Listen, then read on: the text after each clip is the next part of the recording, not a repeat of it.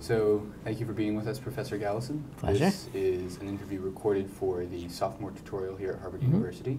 It's December 2012, and I'm Danny Wilson. I'm a Junior History of Science concentrator.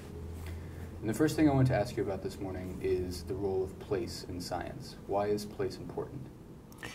I think the major reason that place is important is because the field of history of science underwent a major transformation in the 1980s and became much more focused on locality, on how ideas and techniques, practices, laboratory practices, theoretical practices, ways of thinking got transmitted in the immediate, not a notion of ideas going from book to book or simultaneous discovery in a kind of zeitgeist-motivated way.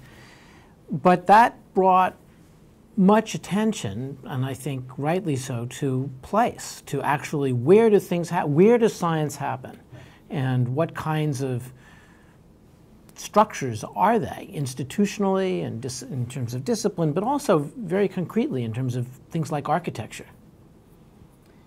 And you mentioned architecture. Both architecture and science can be construed as aesthetic endeavors. And can you sort of see any crossover between those two? Yes, I mean, I think that aesthetics, that is to say, in a broad sense of dealing with the form and character and physicality of things and how they appeal to us in different ways, and also in a abstracted notion of what's the aesthetic content of a theory, for instance. Do we value symmetry or simplicity, or do we want the simplest possible equations, or what is it that we want? And I think that in terms of architecture, one of the things that's very interesting in what's happened in our understanding of the way the laboratory is to be grasped is to ask what kind of space are laboratory spaces like? Are they church-like? Are they a country mansion? Do they suggest a kind of industrial venue? Are they part of a large-scale production center? Is it mass production in some way? Is it a craft center? Is it homework, like the kind of home-based work that was common in women producing knitted materials, for instance, in the mid-late 19th century? And I think understanding what the similarities are that connect spaces of scientific work to the broader world helps us understand aesthetically, functionally, symbolically, in terms of meaning, what science is at a given moment, or what a certain kind of science is at a certain kind of moment. So pursuing the space helps localize the scientific work and connects it in ways that are often very revelatory connects them in a revelatory way to the rest of our culture and society. You said that this investigation of space came about in the 1980s. What triggered that? And before that and even now, how has the role of space been ignored?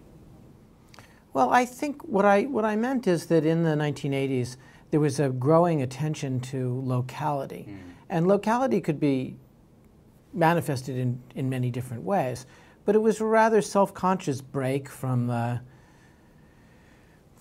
certain kind of old-style intellectual history where you would talk about ideas moving in a non-corporeal and you didn't have to say why. You would just say the idea of symmetry was in the air. So, of course, people pursued it. Or the idea of freedom was coursed through European societies in the 18th century. So not surprisingly, by the end of the 18th century, early 19th century, freedom of the will became a much talked about concept in psychology.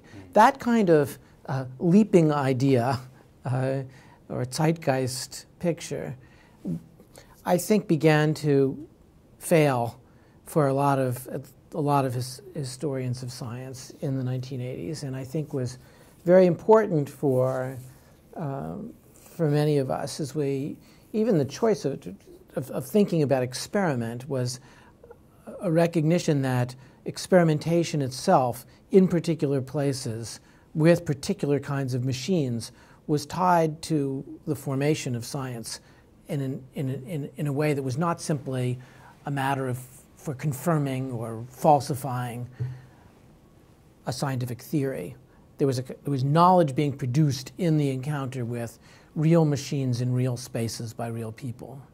And one of the places we've seen this idea of place and space very prominent is in post-war big science in the United States. I was just wondering if you could provide maybe some representative examples of how that played out. Well, I think that for me, when I started working on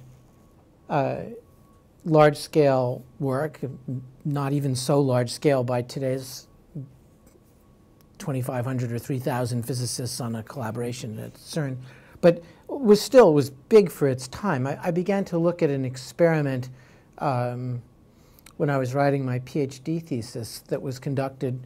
Well, one version of it was conducted based at CERN, and the other one was based at Fermilab, and each of those were essentially consortia of many different universities. So the one that was conducted at Fermilab, which is in Batavia, not too far from Chicago, was a Harvard, Wisconsin, Penn Fermilab collaboration, and each of those teams had numerous people in them. So one of the things that I wanted to understand there was how do people decide that an experimental result is real and not an artifact of the apparatus or the environment? And that, my thesis, which was called How Experiments End, and became a book called that, had looked at a set of experiments from really the early 20th century, where you just had a couple of people on it, to a kind of mid-stage where it was a few more, and then to this new kind of experimentation.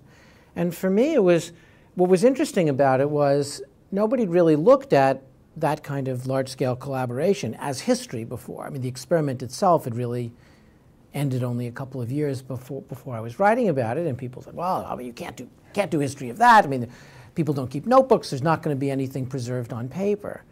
But it actually turned out to be the opposite. Was too much paper, not too little paper, and that, in fact, people produced internal reports and internal notes, and things were circulated, and there was, by the end of the period, you began to have electronically distributed things, and now obsolete faxes were sending things, and computers. I had computer outputs that I could use, so there were a lot of sources.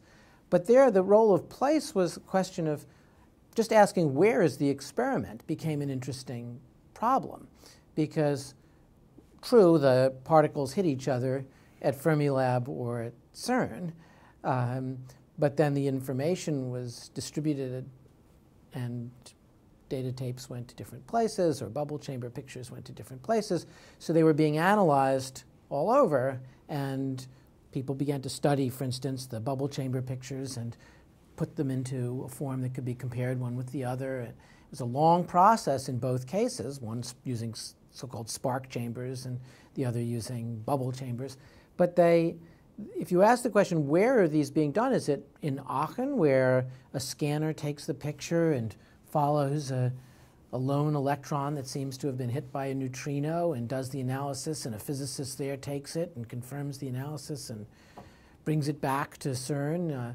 Is it where the image was taken, or where the I mean, it's not so clear. And in fact, what I ended up thinking was that we needed to think about the distributed production of knowledge, that knowledge isn't produced at a single point in space, that actually the architecture of knowledge, by the time you get to these large-scale collaborations, is distributed. And Harvard, Wisconsin, Penn, and Fermilab were all doing the experiment. There wasn't a single place, even though the protons may have been flying at Fermilab in Batavia, Illinois. So my final question is how you've been able to translate this idea of place into something that you teach in the classroom. How have you taught place, and how should it be taught in the history of science? Well, I think that one term that we use very freely in history of science is context. And we say, we want to understand science in its context. There's even a journal called Science in Context. And I think that one thing that you can do in the classroom is to get people to attend to the kinds of spaces in which science is conducted. Even now, I mean, I think of the present, there's an old expression people used to say, well, history ended with the fall of the Roman Empire and everything since then is journalism.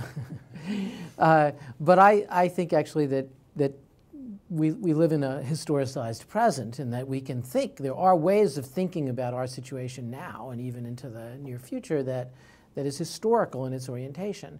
So when we go, if you, for instance, were to go across the street and look at a lab, a biolab that's engineered to look like a venture capital firm or engineered to look like a factory, you understand what the aspirational and real connections are between the science that's being conducted there and a broader world. If you need to be able to bring a venture capitalist in to raise money for a startup that's based in a lab, which is part academic and part of business, then you've learned something by understanding and analyzing the architecture.